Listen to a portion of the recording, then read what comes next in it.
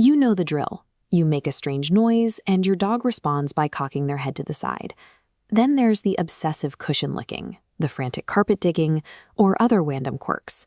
Meaningless habits that just come with owning a pet.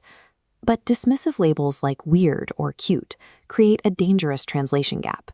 If we don't understand the vocabulary of these movements, we risk punishing a dog in physical pain or overlooking a psychological crisis.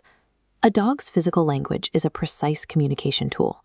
Ignoring this vital dialogue leaves them completely isolated, with absolutely no way to signal to us when they are in serious medical or psychological trouble. To find the root of a behavior, we use a diagnostic funnel, starting with level 1, the baseline. A dog adjusts their ear flaps to intercept sound waves, creating a time delay that pinpoints high-frequency noises. It also solves physical obstructions. For breeds with long muzzles, tilting the head shifts the snout, giving a clear line of sight to read facial expressions. Other instincts follow a similar logic.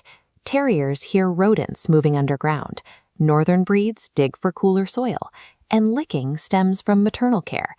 These functional, evolutionary tools are the normal setting. Understanding this baseline provides the essential control group needed to spot when a behavior changes. At level 2, survival instincts misfire, usually due to the constraints of a modern home. When a dog licks their paws or a piece of furniture until it's raw, they are often using a self-soothing mechanism to manage separation anxiety. This repetitive motion triggers the release of endogenous endorphins in the dog's brain. It is a biological response used to numb the effects of chronic boredom or stress. Frantic digging or pacing along a fence line points to barrier frustration and a critical lack of mental stimulation. This ASPCA guide identifies precursors to distress. Yawning and lip licking in unfamiliar environments are early signs of rising stress. The guide also points to the tail. A tail tucked between the legs or held high and rigid communicates high arousal or fear. This photograph shows piloerection, raised hackles along the spine. Often misinterpreted as aggression, this is an involuntary physiological response to being intensely upset or overstimulated. These patterns indicated need for environmental change and mental enrichment rather than behavioral discipline. Level 3 is the danger zone. The behavior moves into a state requiring immediate medical intervention. If your dog begins obsessive lip smacking or licking the floor, they are reacting to increased saliva production, a precursor to severe nausea or gastrointestinal distress. In older dogs, licking empty space or pacing aimlessly are primary indicators of canine cognitive dysfunction or dog dementia. While a curious head tilt is normal, a tilt that persists without any sound or auditory stimulus is a major medical warning. Urgent.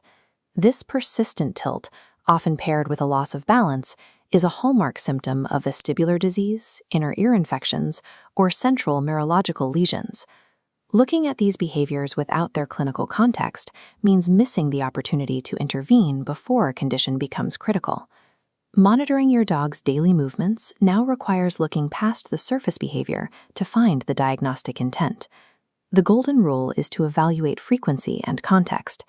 You are looking for sudden shifts in routine, frantic pacing, or the obsessive repetition of a single action. Once you establish your dog's healthy baseline, these anomalies become obvious. They function as unignorable alarms that something in their environment or their body has changed. Paying attention to the why behind the slurp, the dig, or the tilt allows you to protect your pet from silent suffering and strengthens the bond you share.